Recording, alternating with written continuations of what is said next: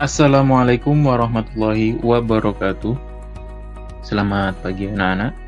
Bagaimana kabarnya di rumah? Semoga dalam keadaan baik-baik saja. Baiklah anak-anak, bertemu lagi bersama Pak Vale dalam materi Al-Quran Hadis untuk kelas 8 semester 2 untuk yang bab ke-6 dengan tema Kuseimbangkan kehidupan dunia dan akhirat dengan usaha dan ibadah.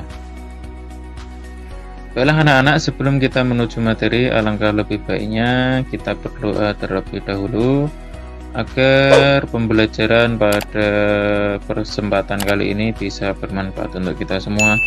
Ala niyatis sholihah. Al-Fatihah.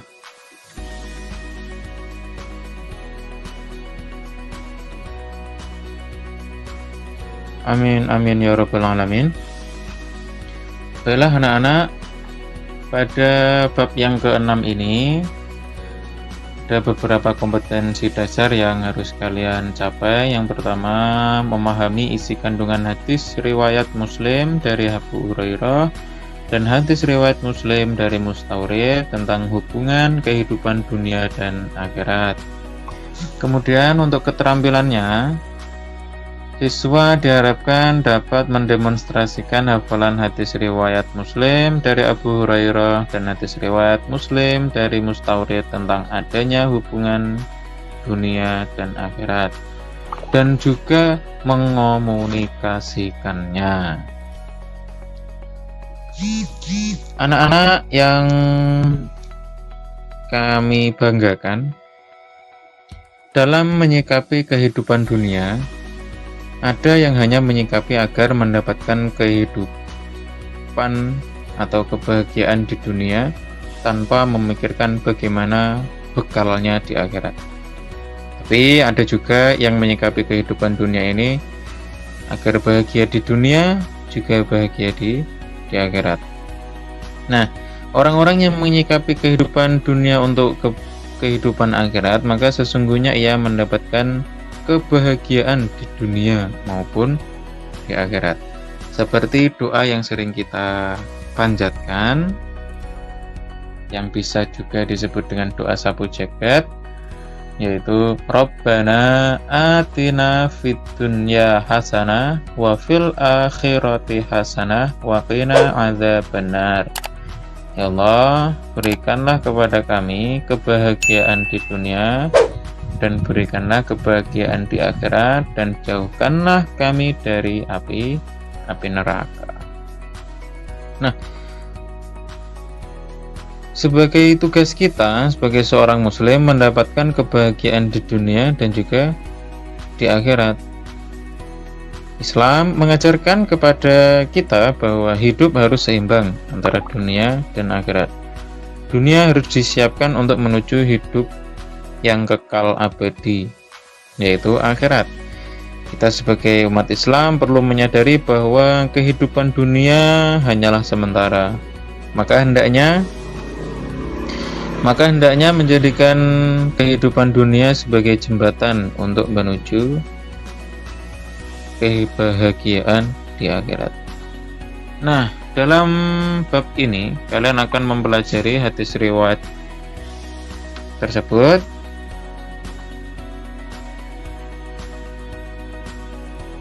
Hadis tentang keseimbangan dunia dan akhirat. Wa Nabi Hurairah radhiyallahu an qala Rasulullah sallallahu alaihi wasallam yaqul Allahumma aslih li dini alladhi huwa ismatu amri wa aslih li dunyaya allati fiha ma'ashi wa aslih li akhirati allati ilaiha ma'adi waj'al al-hayata ziyadatan li fi kulli khair waj'al al-mauta rahatan li min kulli syarr. Yang artinya dari Abu Hurairah radhiyallahu an bahwa Nabi Muhammad sallallahu alaihi wasallam bersabda, "Ya Allah, Allahumma aslih li dini alladhi huwa ismatu amri." Ya Allah, perbaiki bagiku agamaku yang menjadi penjaga urusanku. Wa aslih li dunyaya allati fiha ma'ashi, dan perbaikilah bagiku duniaku yang di dalamnya ada penghidupanku. Wa aslih li akhirati allati hi ilaiha ma'ati, dan perbaikilah bagiku akhiratku yang kesana tempat kembaliku. Waj'alhal hayata ziyadatan li fi kulli khair, dan jadikanlah hidup ini selalu menambah kebaikan bagiku. Waj'alil mauta rahatan li min kulli syarr, dan jadikanlah kematian sebagai kebebasanku dari kejahatan. Hadis riwayat Muslim. Nah, Allah Subhanahu wa Ta'ala adalah tempat meminta dan tempat bergantung, tempat berkeluh kesah dari segala masalah, tempat mencurahkan resah dan gundah setiap umat, setiap hambanya. Nah, dalam kondisi seperti ini maka berdoalah kepadanya, dan Allah mengisyaratkan dalam surat Al-Ghafir, wa qala rabbukum ud'uni astajib lakum innalladzi yastakbiruna an ibadati sayadkhuluna jahannam dakhirin. Dan Tuhanmu berfirman, berdoalah kepadaku, niscaya aku akan kuperkenankan bagimu, akan mengabulkan doamu. Sesungguhnya orang yang menyombongkan diri dari menyembahku, maka akan masuk neraka jahanam dalam keadaan hina. Ayat tersebut menjelaskan bahwa Allah Subhanahu wa Ta'ala akan mengabulkan doa setiap hambanya. Dan Allah melaknat bagi orang-orang yang sombong diri karena tidak mau berdoa. Berdoa hal yang mudah, kenapa tidak mau. Hadis riwayat Muslim dari Abu Hurairah mengisyaratkan 5 hal penting yang harus menjadi permohonan kepada Allah dalam doa-doa kita. Yang pertama, ya Allah, perbaiki bagiku agamaku yang menjadi penjaga urusanku. Ini mengisyaratkan bahwa pentingnya berpegang teguh kepada agama Allah. Jika agama orang rusak, maka rusak pula kehidupannya, baik di dunia maupun di akhirat. Dan begitu pula jika agamanya baik, maka baik pula kehidupan di dunia dan di akhirat. Sudah selayaknya kita memohon agar selalu dapat pertolongan Allah dalam perbaikan agama.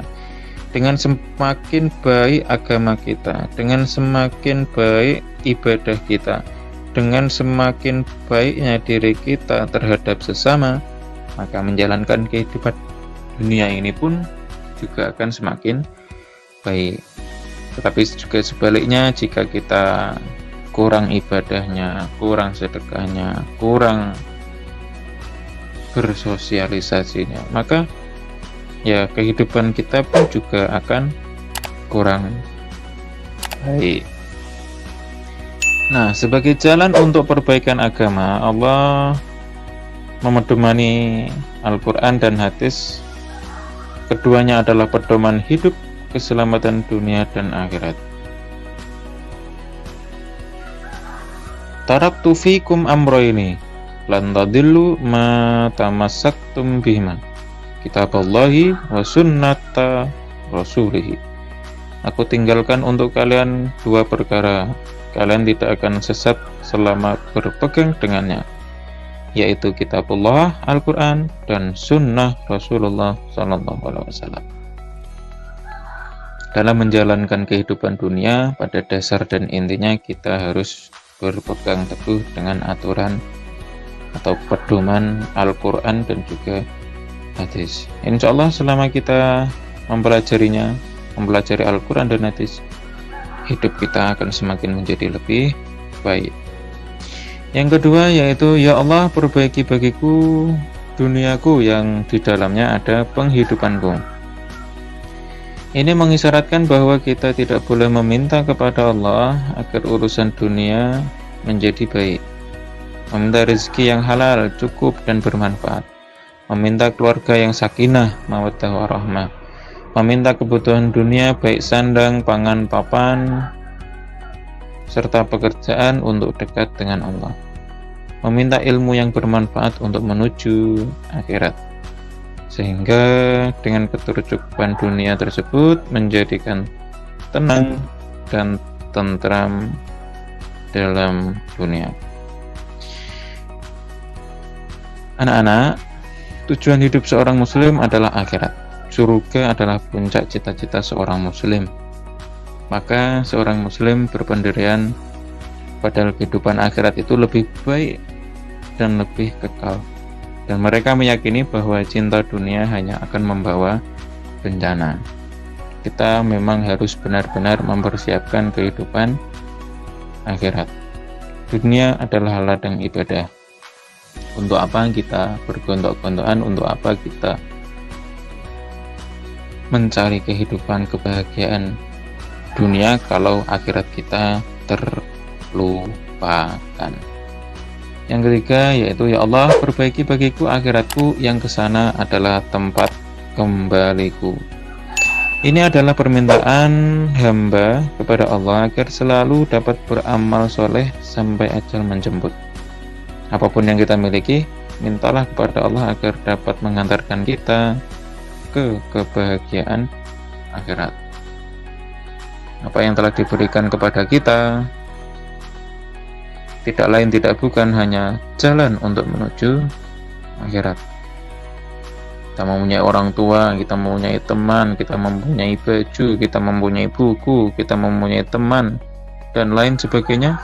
Apapun yang kita miliki, kita berdoa agar semua hal tersebut mengantarkan kita menuju kebahagiaan di akhir. Kemudian, ya Allah, jadikan hidup ini selalu menambah kebaikan bagiku. Ini permintaan agar umur yang Allah berikan dapat digunakan untuk selalu berbuat baik, dapat melaksanakan ibadah baik langsung kepada Allah melalui sholat, puasa, dan haji, ataupun melalui sesama manusia dengan infak dan sedekah. Dan yang kelima, si kandungan dari hadis tersebut, ya Allah, jadikanlah matiku sebagai kebebasanku dari kejahatan. Nah, dalam doa ini berisi harapan agar ketika kematian tiba Allah membebaskan, memaafkan atas kesalahan, kejahatan, kekeliruan kita selama hidup di dunia. Dengan datangnya kematian betul-betul dapat kembali kepada Allah dengan husnul khatimah, dengan kematian sebagai akhir perilaku yang tidak sesuai dengan perintah Allah. Dan harapan kita, doa kita semuanya, kita bisa meninggal dalam keadaan husnul khotimah. Dan semoga kita bisa mendapatkan hal itu. Amin Allahumma amin. Baiklah anak-anak, untuk tugas kalian, yang pertama, jelaskan maksud doa Allahumma aslih li dini alladhi wa ismatu amri. Apa maksud daripada doa ini yang telah oleh tadi jelaskan? Dan juga jelaskan maksud doa waj'al al-hayata ziyadatan li fi kulli khair. Silakan ditulis di buku kalian, disimpan terlebih dahulu seperti biasa. Nanti di akhir bab akan dikumpulkan di e-learning masing-masing. Terima kasih atas perhatiannya, kurang lebihnya mohon maaf. Assalamualaikum warahmatullahi wabarakatuh.